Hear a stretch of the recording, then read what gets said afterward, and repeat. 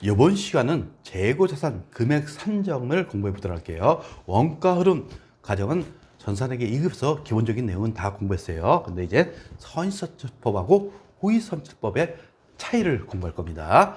우리 재고자산의 금액 결정, 수량 곱하기 단가가 되면 재고자산의 금액이 되는 거죠. 수량 결정에는 계속기록법하고 실질재고조사법이 있어요. 그리고 단가는 개별법, 서의선출법, 평균법, 후기선출법, 소매제곱법이 있다는 거, 이것은 다 배웠던 내용입니다. 그러면 수량결정관부에는 계속기록법이 있죠. 기초재고수량 플러스 단기매입수량 마이너스 단기매출수량이 기말재고수량이 되는 겁니다. 결국 창고 앞에서 계속 판매할 때마다 아니면 구매할 때마다 수량을 카운트한다. 이게 계속기록법이죠. 그리고 실질재고수사법은 기초 재고 수량하고 단기 매입 수량까지는 계산한 다음에 마지막에 뭘 카운트한다고요? 기말 재고 수량을 카운트해 갖고 단기 매출 수량을 계산하는 겁니다. 결국 식은 똑같아요. 근데 어떻게 계산하느냐에 따라서 순서의 차이에 따라서 계속기록법이 되느냐 실질 재고 수법이 되느냐 차이가 되는 거죠. 결국 요 둘 간의 차이, 단기 매출 수량을 카운트하느냐 아니면 기말 재고 수량을 카운트하느냐 요것에 따라서 우리 계속기록 비율이냐 실질 재고 수사법이냐 요게 차이가 난다는 거 보시면 되겠어요. 그러면 재고 수량의 결정 방법, 기초 재고가 1000개 구입해 갖고 만개가 있다. 그리고 차변 개 이것을 판매 가능 수량, 만약 금액이 있다 그러면 판매 가능 금액이라고 표현합니다. 결국 계속기록법은 매출 수량을 카운트합니다. 1월부터 10월 30일까지. 그래서 기말 재고 금액을 산정하는 게 계속기록법이죠. 그런데 반대로 실질재고수사법은 어떻게 창고에 가서 기말에 1000개를 확인한 다음에 매출 수량을 추정하는 것. 이것을 실질재고조사법이라고 합니다. 결국 계속기록법 하에 실질재고조사법을 하는 게 우리 기업의 기준의 입장입니다. 결국 요 계속기록법에 따라서 카운트하니까 2000개예요. 근데 가보니까 창고에 가니까 1000개뿐이 없어요. 이것을 우리는 수량 부족분, 감모라고 표현합니다. 결국 감모는 계속기록법 하에 기말 재고 수량에서 실질 재고 조사법 하에 기말 재고 수량이 된다는 거. 결국 우리가 계속기록법에서 적었는데 마지막 10월 30일 가니까 재고가 1000개가 있어요. 결국 이 1000개하고 2000개의 차이를 감모라고 한다고 보시면 되는 겁니다. 감모에는 정상 감모하고 비정상 감모가 있습니다. 정상 감모는 불가피하게 발생되는 감모, 즉 어쩔 수 없이 발생되는 감모를 의미하는 거예요. 여기 베스킨 라빈스의 하프 갤런을 시켰다고 가정합시다. 이럴 경우에 초과적으로 넘치게 주죠. 더 초과해서 주지 이것을 딱 맞춰서 주는 베스킨 라빈스는 없습니다. 근데 이제 비정상 감모는 이것은 도난, 즉 종업원이 이 베스킨 라빈스를 퍼먹었거나 아니면 베스킨 라빈스가 누가 도둑이 들어서 훔쳐갔어요. 이럴 경우를 얘기하는 거예요. 비정상 감모는 영업의 비용으로 처리합니다. 영업의 비용 중 재고자산, 감모 손실. 그러니까 감모에는 정상 감모가 있고 비정상 감모.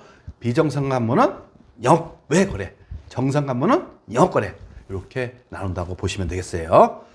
그리고 원가 흐름의 가정, 개별법 공부했죠? 가장 정확한 원가 배분 방법이에요. 주로 고가품에서 사용되는 방법이죠. 그리고 가장 많이 사용되는 선의선출법이 있어요. 일반적인 기업들은 대부분 다 선의선출법을 적용하고 있죠. 그리고 진부화가 빠른 기업, 결국 유통기한이 있는 것은 진부화가 빠른 기업이라고 표현합니다. 결국 그리고 평균법이 있어요. 이동평균법은 계속 기록법 하에 평균법입니다. 그리고 실질재고수사법 하에 평균법은 총평균법이라고 해요. 이동평균법은 매시마다 단가를 계속 계산해요. 근데 총평균법은 기말에 한 번 단가를 계산하게 돼 있다는 거. 그리고 호의선출법이 있어요. 이것은 실제 물량 흐름과 일치되지 않죠. 그래서 특수 업종에만 해당되는 겁니다. 그리고 이런 업종에는 고물상, 야적장이 있다는 거 참고적으로 보시면 되겠어요. 그리고 소매 제고법, 이것은 추정하는 겁니다. 즉 매출 가격 환원법이라고 해서 매출 가격은 있겠죠. 이거 갖고 우리 원가를 추정하는 방법이 있습니다. 그래서 원칙적으로 유통업에서만 인정된다는 거, 이렇게 5가지가 있다는 거 알고 계셔야 돼요. 그리고 상품 특이점, 우리 전산회계 2급에서 배웠던 내용이죠. 정기열, 기초금액은 차변에, 그리고 순매입액이 있죠. 이것을 차감한 1,100만 원이 판매 가능 상품 또는 판매 가능 재고라고 합니다. 그리고 대변의 매출원가, 그리고 기말 재고가 있어요. 결국 상품 매출원가는 상품 티계적으로 그리시면 되는 거죠. 기초금액에서 순매입액을 더하고 기말 상품 재고액을 차감하면 매출원가가 된다는 거. 이것은 전산세계 2급에서 다 배웠던 내용입니다. 근데 이제 우리가 이제 전산회계 1급에서 추가되는 경우 각 방법의 비교, 즉 일반적으로 물가가 상승합니까? 하락합니까? 물가가 상승하는 경우 한번 보도록 할게요. 그러면 선의선출법, 평균법, 후이선출법 됐어요. 결국 매출액 있고 매출원가에 있고 매출이익, 그 다음에 기말재고가 있다고 보시고, 구입 순서 보면 첫 번째 10원에 구입했어요. 두 번째 20원에 구입했어요. 세 번째 30원에 구입했어요. 결국 물가가 상승하는 경우죠. 이럴 경우 두 개가 팔렸다고 가정합시다. 하나의 개당 판매가액은 50원. 그러면 매출액은 동일하게 다 100원이에요. 그렇죠? 매출액은. 근데 이제 매출원가 서의선출법은 어떤 거냐 이겁니까? 구입 순서 보면 첫 번째, 두 번째 요게 팔렸다고 보는 게 서의선출법이죠. 따라서 매출원가는 30원. 그 다음에 후이선출법은 두 번째, 세 번째께 팔렸다고 보는 게 후이선출법이죠. 순서는 세 번째하고 두 번째가 되는 거죠. 금액은 50원이 되는 거예요. 평균법은 이 평균 단가가 어떻게 되는 겁니까? 20원이 되는 거죠. 두 개 팔렸으니까 40원이 된다 이겁니다. 결국 매출에서 매출원가를 차감하면 뭐가 됩니까? 당기 순이익이 되고 기말 재고는 어떤 거? 요 30원짜리가 기말 재고를 구성하는 거죠. 그리고 매출이익은 결국 같은 방향으로 갑니다. 당기 순이익도 같은 방향. 즉 당기 순이익 밑에 있는 법인세는 뭡니까? 회사의 이익에 대해서 납부하는 세금이라고 보시면 되는 겁니다. 결국 세금이 많으려면 이익이 많이 생겨야지 세금이 많이 납부하게 되는 거죠. 그러니까 같은 방향으로 움직인다고 보시면 되는 거예요. 그래서 매출이익, 법인세, 그 다음에 기말재고 이렇게 구할 수가 있습니다. 후이선출법도 마찬가지죠. 두 번째, 세 번째, 두 번째 이렇게 해갖고 50원을 구성해요. 그리고 기말재고는 가장 나중에 있던 거 첫 번째 구입한 게 10원이 되는 거죠. 이렇게 된다는 거. 이것을 여러분들이 이해하셔야 돼요. 평균법은 평균 단가니까 100원에서 40원을 차감하니까 60원이 되네요. 그리고 기말재고는 평균 단가 20원이 되는 거죠. 그러면 이제 매출원가가 등호가 어떻게 됐어요? 후이선출법이 제일 크죠. 그 다음에 서인선출법이 가장 적습니다. 그리고 매출이익하고 기말재고는 같은 방향으로 가요. 왜? 자산과 이익은 비례관계라고 제가 계속 얘기했죠. 결국 기말재고가 커지면 이익도 커진다. 그렇죠? 그러니까 30원이고 매출이익은 70원. 이게 선의선출법이에요. 근데 후이선출법은 50원, 10원이 되는 거죠. 재고 금액이 작으니까 이익도 적어요. 이것을 이해하셔야 돼요. 그러지 여러분들은 말로 좀 어려운 문제 나오면 풀 수가 있어요. 그리고 자산과 이익은 비례관계라는 거 알고 계셔야 됩니다. 그리고 제가 왜 가운데 평균법을 해놨겠어요? 결국 이겁니다. 순서는 언제나 가운데는 평균법이 있어요. 평균법. 따라서 순서 보시면 결국 선의선출법이 가장 크거나 이동평균법, 총평균법 이런 순서로 가거나 반대의 경우 이렇게 될 수 있어요. 즉 후이선출법이 가장 크고 선의선출법이 가장 적게 나타나는 거. 결국 이 순서 선의, 총, 후 이것을 여러분들이 외우셔야 돼요. 그리고 언제나 가운데는 평균법이 있다. 그래서 문제가 나오면 평균법이 가장 크다. 매출원가가 가장 크다. 매출이 가장 큰 방법이 평균법이다. 그러면 이것은 잘못된 표현이라는 거 여러분들이 아시겠죠? 그리고 이제 선의선출법하고 후위선출법을 비교해 보도록 할게요. 그러면 이것을 읽기 전에 여러분 옆에다 메모를 해 두시면 돼요. 즉 구입 순서를 적어 놓으세요. 첫 번째 10원, 두 번째 20원, 세 번째 30원 적어 놓고 매출원가가 선의선출법 때는 어떻게 구성됩니까? 첫 번째, 두 번째가 매출원가가 되는 거죠. 기말재고는 세 번째가 되는 거예요. 결국 언제 팔렸어요? 기말재고 요 전에 팔렸겠죠. 두 번째에서 세 번째 팔리거나 한 세 번째 이후에 팔렸을 겁니다. 따라서 첫 번째 선의선출법 보세요. 물량흐름과 원가 흐름이 대체적으로 일치된다는 거. 일반적으로 먼저 구입한 것을 먼저 팔려고 합니다. 그 다음에 기말재고산 보시면 세 번째 30원이죠. 현행원가. 현행원가 우리 공부했죠. 현재 시점에 샀을 때 얼마냐 이겁니다. 기말재고산은 현행원가로 표시된다.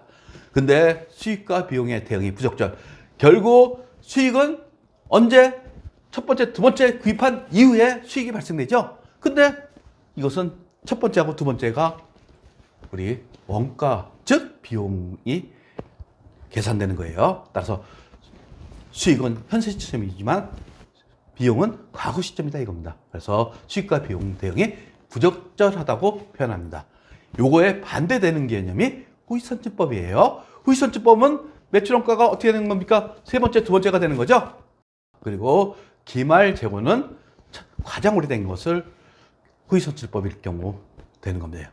따라서 첫 번째 보시면 물량 흐름과 원가 흐름이 일치되지가 않습니다. 그리고 기말재고 자산이 과거 구입한 거 10원짜리가 구성되기 때문에 과소평가된다. 그 다음에 수익과 비용이 적절한데요. 결국 수익은 현재 시점이죠. 그리고 가장 가까운 구입한 두 번째, 세 번째를 원가로 하기 때문에 수익과 비용의 적절한 대응이 이루어진다. 이렇게 표현하는 겁니다. 그러면 우리는 대부분 선의선출법을 우리 사용하고 있어요. 근데 이제 후위선출법은 특수한 업종에서 사용한다는 거. 그리고 이러한 후위선출법은 물량 흐름하고 일치되지 않죠. 따라서 우리 국제 회계 기준에는 인정하지 않는 방법입니다. 후위선출법은. 그러면 예제를 통해서 한번 선의선출법하고 평균법, 후위선출법을 구해보도록 할게요. 기초재고 30개, 단가 100원. 그 다음에 1월 10일 70개 구입하고 단가 150원입니다. 근데 지금 몇 개가 팔렸어요? 80개가 팔렸죠? 그러면서 재고 수량이 20개가 구성되어 있어요. 그러면 우리 선의선출법은 80개가 어떻게 팔렸다고 보냐면 기초재고에서 팔렸고 나머지 50개는 150원에 팔렸다고 보는 게 선의선출법이 되는 것이죠. 그래서 기말재고는 여기 1월 10일께 구성이 되는 겁니다. 그리고 후위선출법은 반대죠. 즉 1월 10일께 먼저 팔렸고 그 다음에 팔린 게 기초재고라고 보는 거예요. 결국 80개 중에서 70개를 구성하고 10개는 1월 1일 날 기초재고로 구성되는 거죠. 따라서 기말재고 후위선출법은 여기에 20개로 구성된다는 거. 그렇죠? 20개. 그리고 한번 선의선출법하고 후위선출법에 대한 T계정을 그려보시면 되겠어요. 먼저 기초재고 30개. 이것은 똑같죠. 그리고 여기에 개가 판매 가능 재고가 되는 겁니다.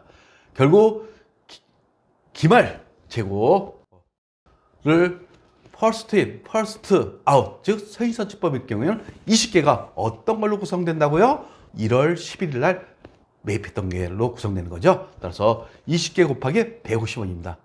그러면 3,000원이 기말재고죠? 그럼 매출원가 쉽게 구할 수 있죠? 매출원가 80개 1,500원. 왜? 개가 13,500원이니까. 기말재고는 후위선출법일 경우 기말재고는 어떻게 구성됩니까? 1월 1일께 구성되는 거죠. 따라서 20개에 100원. 그래서 2,000원이 되는 겁니다. 2,000원. 그러면 매출원가 구할 수 있죠? 80개에 11,500원. 이렇게 구할 수 있습니다. 평균법은 평균 단가를 구한다고 그랬죠? 즉 100개 중에서 13,500원이니까 개당 단가는 135원이 되는 거예요. 기말재고는 20개죠? 135원 곱하시면 2,700원이 되는 거예요. 그러면서 매출원가를 구할 수가 있어요. 요게 평균법, 총평균법에 의해서 우리 매출원가고 기말재고를 구했어요. 그래서 기본적인 논리를 아시고 T계정을 그리시면 총평균법이나 서희서치법이나 후위서치법 요것에 대해서 기말재고 매출원가를 구할 수 있습니다.